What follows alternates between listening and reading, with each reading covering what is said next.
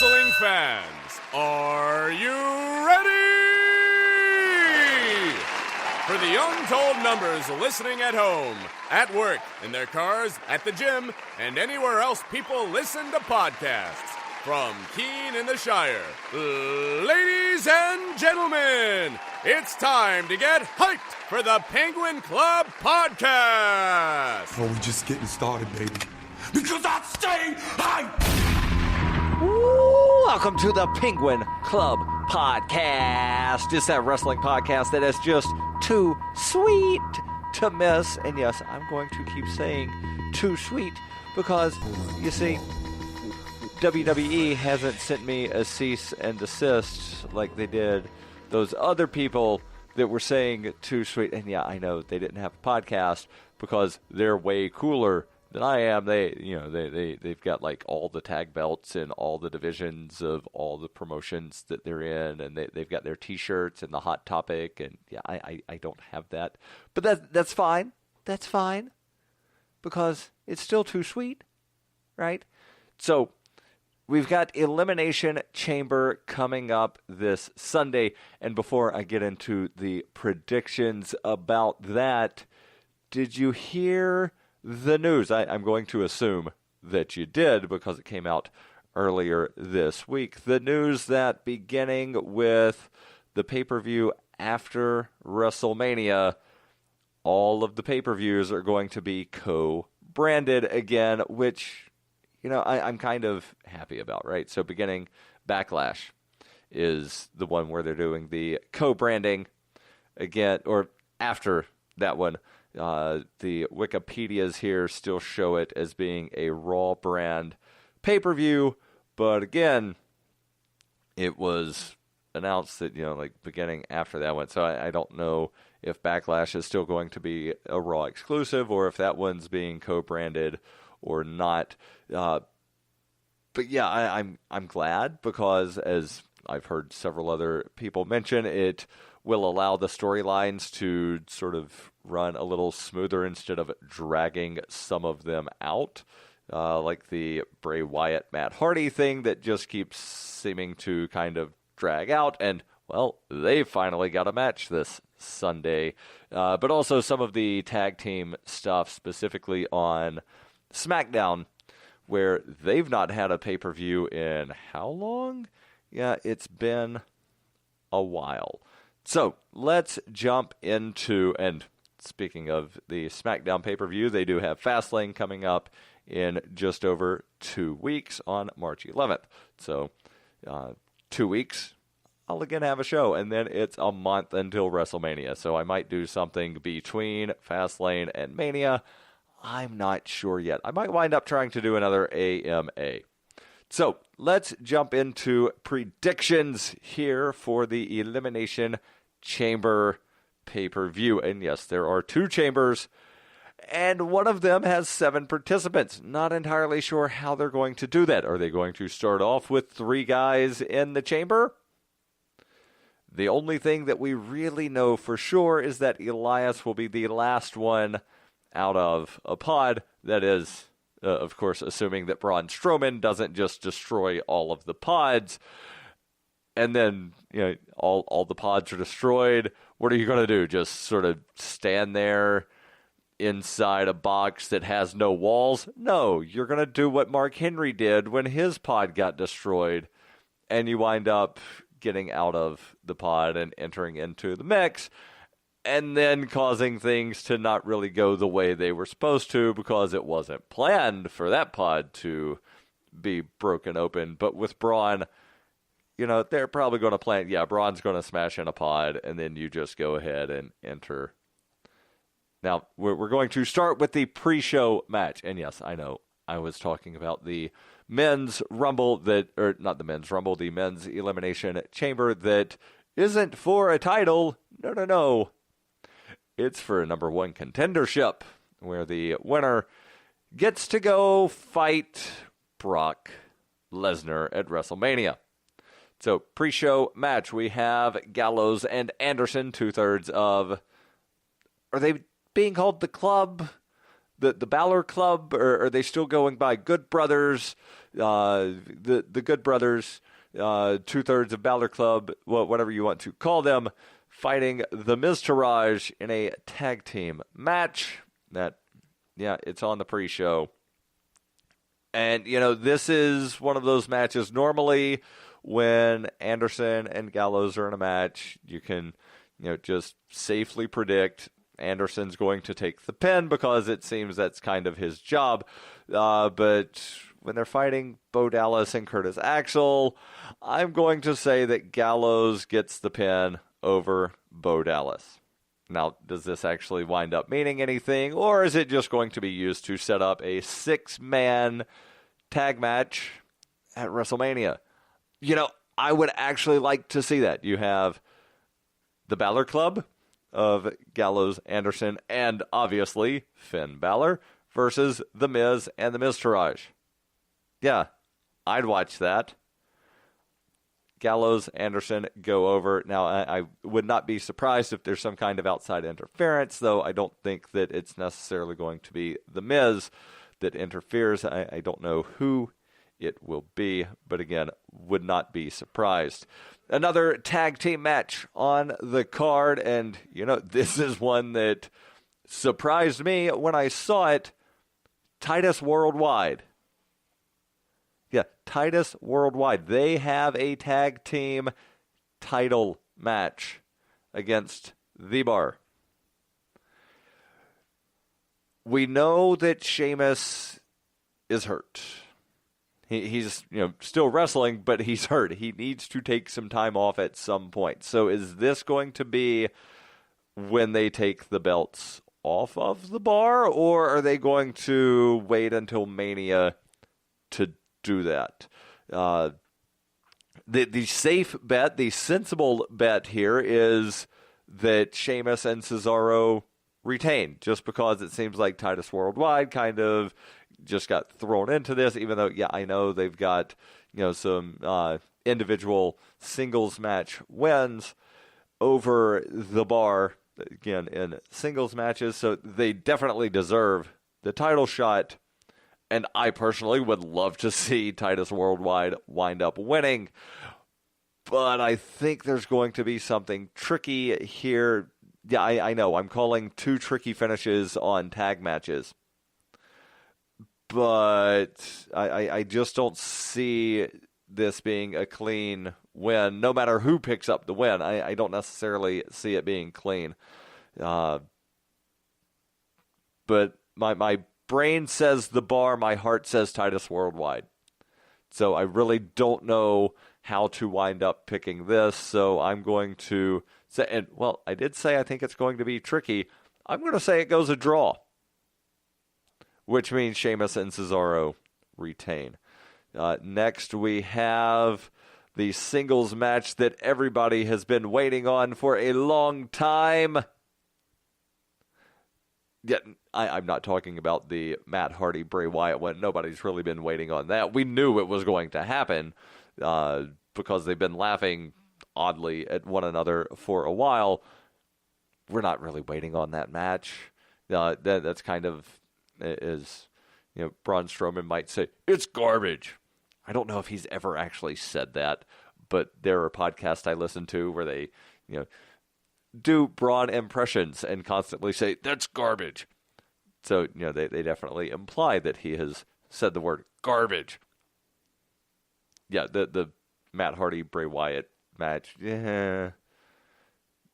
Hopefully it's better than the Bray Wyatt, Randy Orton House of Horrors match. The Bray Wyatt, Randy Orton, there's spooky bugs being projected onto the ring, although there's no way that Randy Orton would have seen the bugs because they were really big bugs, and they had to do the overhead angle of the camera to see it, so nobody at the arena saw the bugs unless they were watching the monitor instead of the match. Yeah, I don't expect this match to be good. But the match that I do expect to be good, and it's the singles match that I'm talking about, Nia Jax versus Asuka.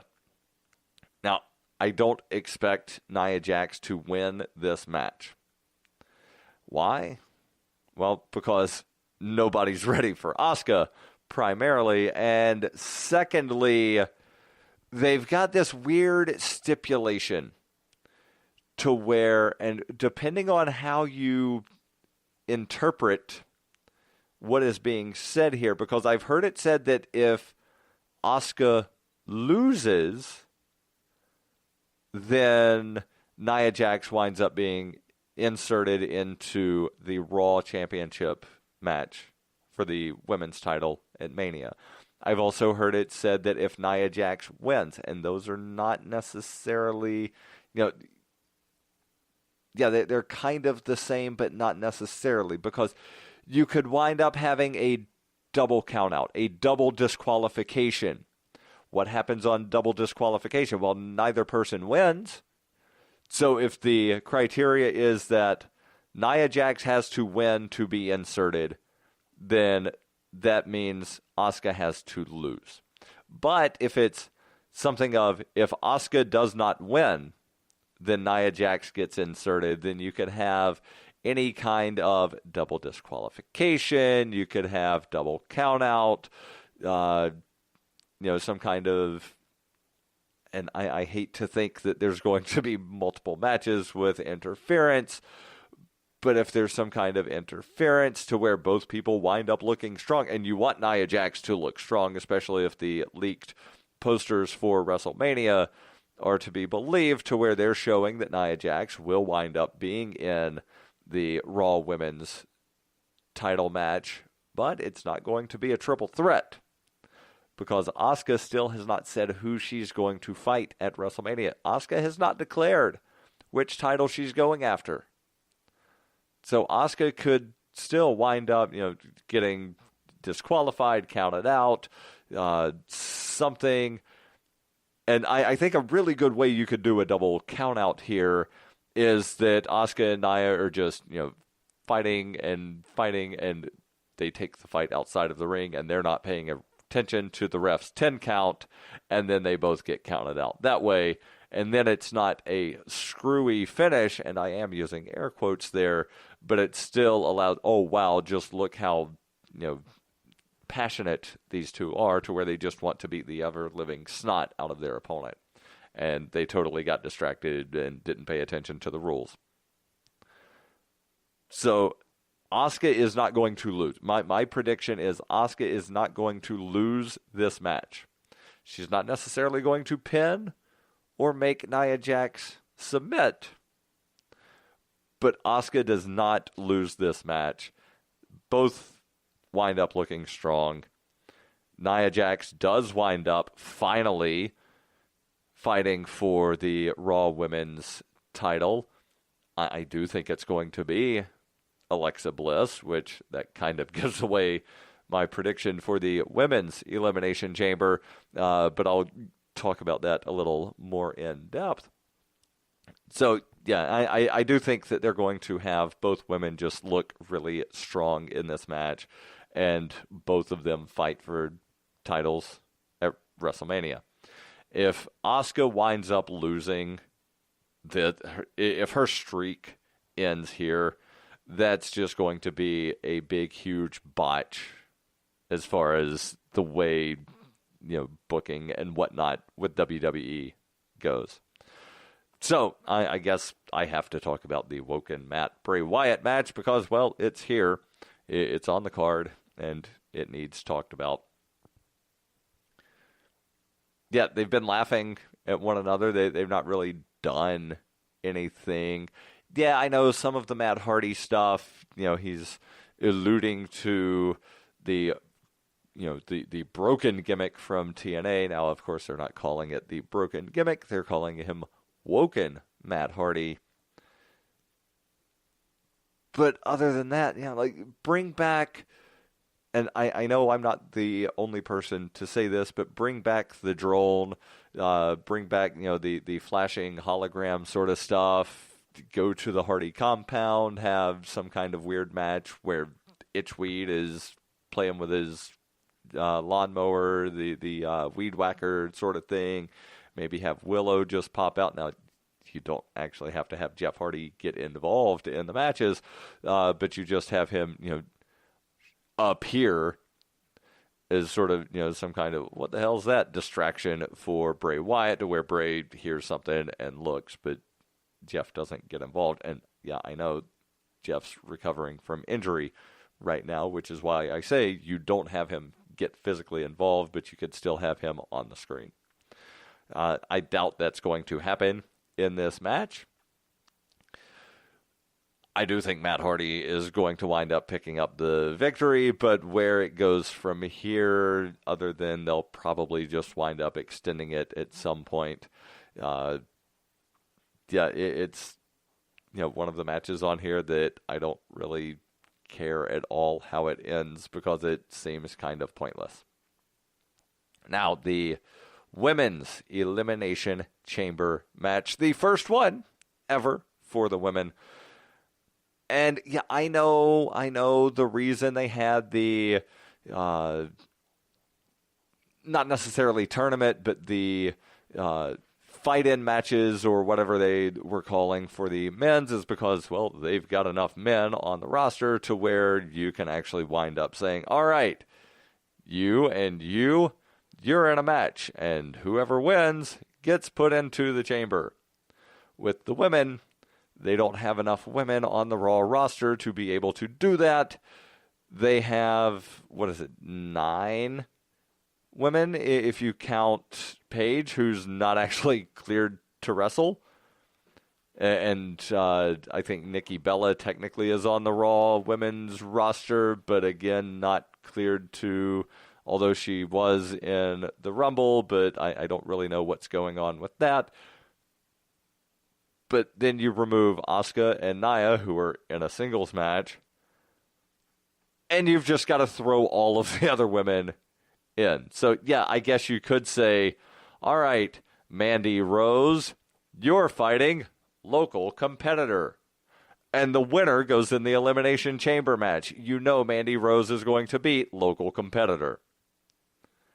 Now, what they could have done to make this a little more interesting is brought up some of the NXT women for one night only and said, all right, this is land of opportunity. And yeah, I know that's sort of SmackDown's shtick is land of opportunity, but all right, we're doing this, but you've got to earn your spot the same way the men are earning their spots.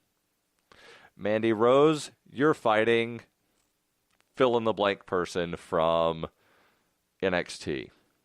Mickie James, you're fighting fill-in-the-blank, NXT. Sasha Banks, you're facing Nia Jax. And then you have Nia wind up losing in some kind of screwy thing, and then demanding, wait a second, I got screwed, blah, blah, blah. All right, Nia will wind up giving you a match against the current number one contender, and then if you win. And so there's ways that they could have booked this a little better, I think.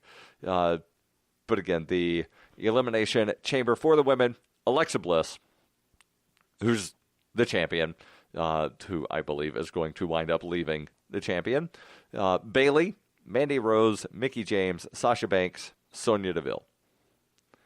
Now, we don't know, and really the only thing as far as the order of entry for the men that we know is that Elias is going to be the last man to enter.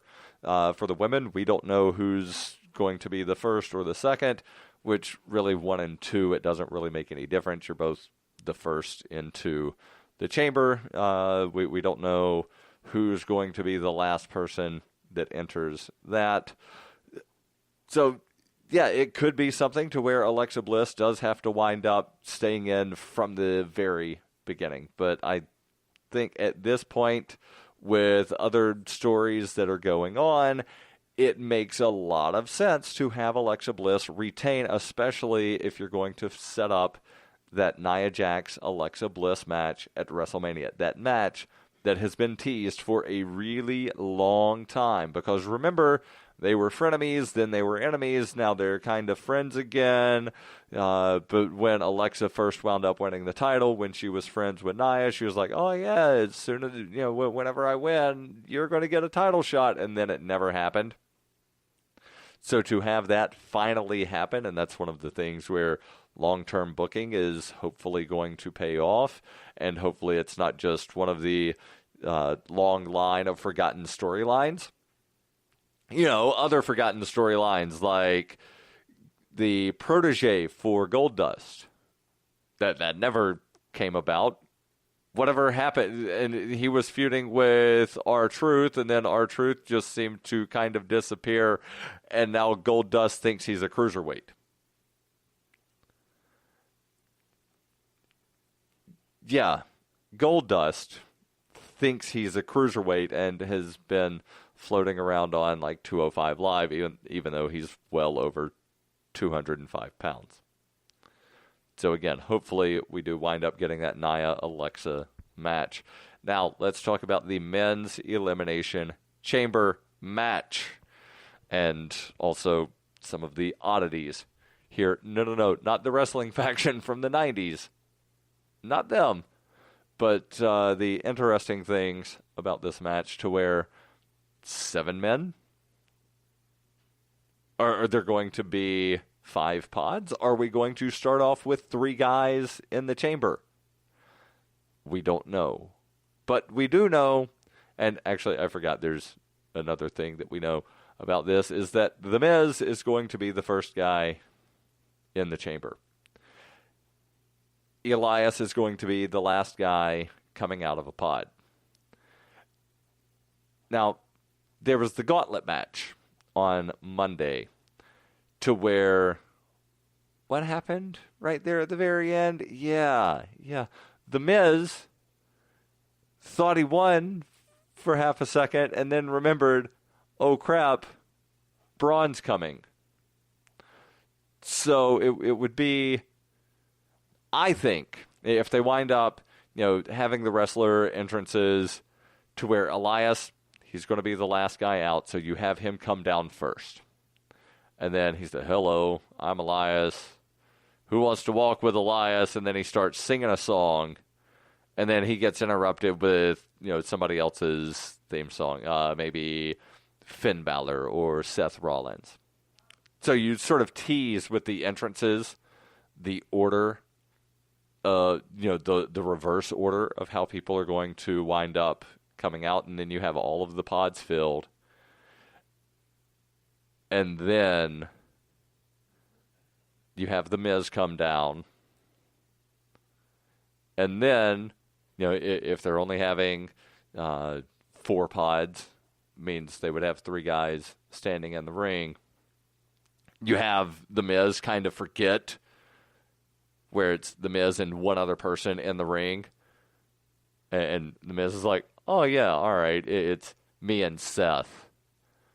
And then he's, got this cocky little smile on his face thinking, yeah, I can take Seth, even though Seth is probably going to wind up whooping The Miz if they wind up one-on-one in the chamber at some point. But he has this little smile, and then you hear, Braun! And then The Miz just gets that oh crap face again to where he forgets about Braun. And so then you have The Miz, somebody else, and Braun start the match off. I think it would wind up, that and kind of alluding to what happened Monday night. Now, as far as some of the other things, I don't think that The Miz will get an elimination. I think that Finn Balor is probably going to wind up eliminating somebody, possibly John Cena. Braun will probably wind up eliminating Seth and The Miz. They're definitely, and if the rumors are to be believed, and at this point, because, it's kind of looked like this for a while, that Vince is really trying to push Roman. Vince wants Roman to be the guy, which means that Roman's going to face Brock at Mania. Then I think you're going to have Roman win this. Now, something else that I think would wind up being very interesting is if somehow you wind up with, say, Roman and Seth pinning one another at the very end. You somehow get rid of Braun fairly early or in the middle, but you have Roman and Seth pin one another at the end of the match, and then who's the winner? And then you have another triple threat like they had when Seth cashed in his Money in the Bank a couple years ago. I think it could be done in a very interesting way to where you have two guys win the chamber. Don't necessarily think that's how it's going to be. Now, something else that we did find out recently is that the Dusty Rhodes Invitational Tag Team Tournament thing is coming back to NXT, and I did see the bracket for that. So in the first round, and I'm going looking at the bracket here, top left down, 8 teams total, which means it's going to be 1, 2, 3, 4, 6, 7 matches. Yeah. So Street Profits versus Heavy Machinery. Heavy Machinery, the newer team. I think they go over. Sabatelli and Moss versus Sanity. You've got to have Sanity wind up winning this, and I'll explain why I think that in just a moment. You then have Sanity go over Heavy Machinery, putting Sanity into the finals. On the other side, starting at the bottom, you've got Oni Lorcan and Danny Burch versus Mustache Mountain. You've got to have Mustache Mountain go over here. Then TM61 versus Authors of Pain. I think Authors of Pain wind up winning. Authors of Pain then wind up going over Mustache Mountain, putting AOP and Sanity in the finals of the Dusty Rhodes Classic. You then have AOP wind up winning the Dusty Classic, and that is their big send-off from NXT. They then wind up getting called up to the main roster. Now, I could be totally wrong on all of this. And, I might be, but AOP, they've got nothing else to really prove down in NXT. They've already won the tag titles previously. They've feuded with everybody. Now, yeah, I guess you could wind up having AOP feud with War Machine once War Machine makes their NXT debut. But I think having them win the Dusty Classic and then have that be their send-off, and then you could also have, the coming in second place be the send-off for Sanity. Both teams go up to main roster, but different brands. And, now that all of the pay-per-views after Backlash are going to be dual-branded, you could wind up having some of these cross-promotion feud or cross-brand feuds to where AOP and Sanity do face one another at, say, a SummerSlam or something like that. Not really sure. There's also the Cruiserweight title tournament thing that I'll probably talk about in 2 weeks when I do the Fastlane predictions. And as I said, between Fastlane and Mania, I will probably wind up doing an AMA. So if you have any questions, send those over to me. show@penguinclubpod.com. If you like the show, then like the show on Facebook, facebook.com/penguinclubpod. Follow us on Twitter, twitter.com/penguinclubpod. Not as active on the social medias as I should be, but give us a like. Give us a follow, and if you're going to shop online, then go to shop.penguinclubpod.com. That takes you directly to Amazon, or maybe you want to watch some of the other wrestling promotions other than just WWE. Well, there's an app for that. It's the Fight app. Go to fight.penguinclubpod.com. Download the app. You get a free $15 credit from Fight. And I wind up getting a little something as well. Maybe you want some Penguin Club Pod merch. Go to merch.penguinclubpod.com. And just a little heads up here, the logo, it's going to be changing come WrestleMania. I've already got it done. I'm just waiting. I'll release it WrestleMania weekend because, well, that's when all the cool stuff happens, right? Until next time, goodbye and good night.